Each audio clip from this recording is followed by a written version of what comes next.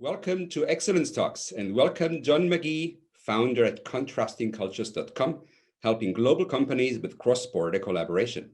John, you are American, having studied, lived and worked in Germany for almost 30 years, and you are the most authentic bicultural person I've ever met. Well, thank you, Christian, for inviting me. And I've been working for 3 decades on understanding the Germans as best I can as an American. So thank you very much. Thank you, John. What's your basic understanding of the complexities of cross-border collaboration, John? That's a great question to begin with, Christian. I think our operating assumption should be that there are differences between cultures. I don't think anyone working in a global setting would dispute that. We know that Germans are not Americans. Americans are not Germans. We know that the Germans aren't Chinese. The Chinese aren't Germans. The Mexicans aren't Indians. The Indians aren't Italians. So I think we always have to begin with the basic fact that there are differences between cultures. And then the second question is, are those differences in critical areas? Now, there are many people that think that the cultural differences are all about how cultures use knives and forks, or how they give gifts to each other, or how they say yes or no, and how they say hello and goodbye. Again, I think for anyone who's operating in the global environment, they know that the cultural differences are in foundational areas. We're talking about how cultures communicate, how they make decisions, how they lead and want to be led. We're talking about, for example, Germans and Americans and how they define what makes for a really good process. I mean, that's your area of expertise. And there are differences in how cultures define what makes for a great product. Take the question of quality. Germans and Americans define quality quite differently. So we start off with data point one, there are differences between cultures. The second data point is the differences are in foundational areas. We're not talking about how cultures use knives and forks. And the third data point is if these differences exist in these foundational areas, they have to necessarily, per definition, exert influence on cross-border collaboration. It can't be any other way. Now, if this is the case, successful cross-border collaboration or unsuccessful cross-border collaboration will have immediate impact on the bottom line. So my key point is to say that differences between cultures in foundational areas necessarily influence the bottom line. We're not talking about an intellectual, esoteric, philosophical, touchy-feely topic. We're talking about the core question, can cross-border teams collaborate effectively and therefore contribute to the bottom line? My statement is, of course they can,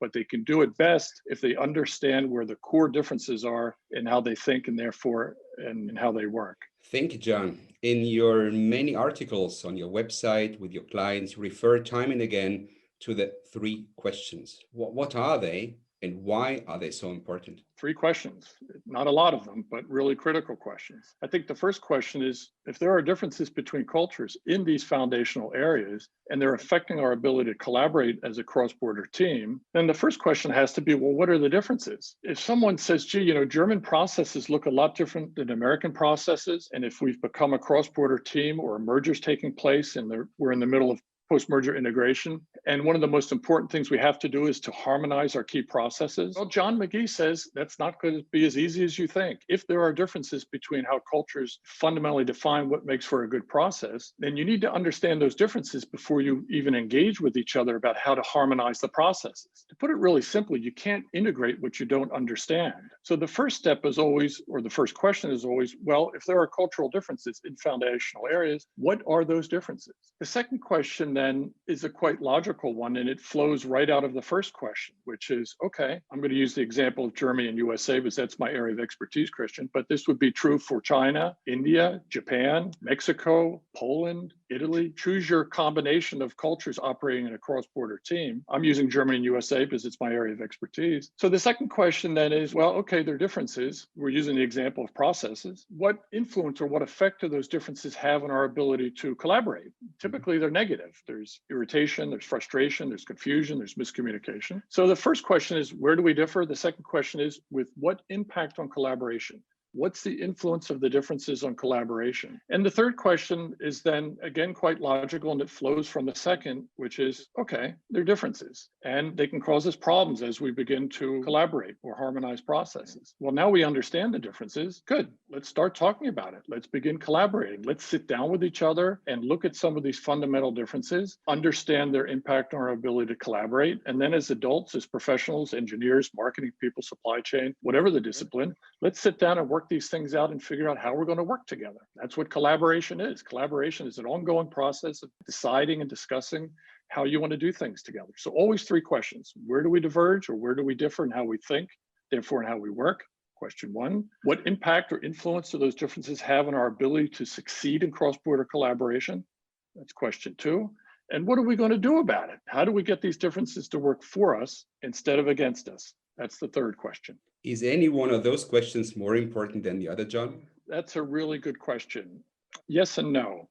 Let me start with no. No, because you need to answer all three questions to really get cross-border collaboration to work. Yes, one question is more important than the others, and that's the first. If you don't have clarity about where the differences are, it's helpful to get together and talk about your frustrations and where you're miscommunicating and grappling, trying to find ways to collaborate well. But if you don't understand that there are cultural differences driving or causing those miscommunication or those irritations, no matter how good your intentions are, no matter how often you get together and openly talk about these problems and try to solve them, you're never going to solve them because you haven't gotten down to the root cause of the miscommunication or the confusion. So I'm sorry if I have to give you an answer that doesn't really answer it. All three questions are critical. They belong to each other. They're a family. They flow into each other. But that clearly the first question is the most important, which is, where do we differ in how we think, therefore, in how we work? That's the foundation for the second and third questions. There seems to be a natural, logical flow to the questions, John. Is there? Yeah, it's pretty much how I explained it. People are thrown into cross-border situations and a merger takes place, or there's a major reorganization in a global team.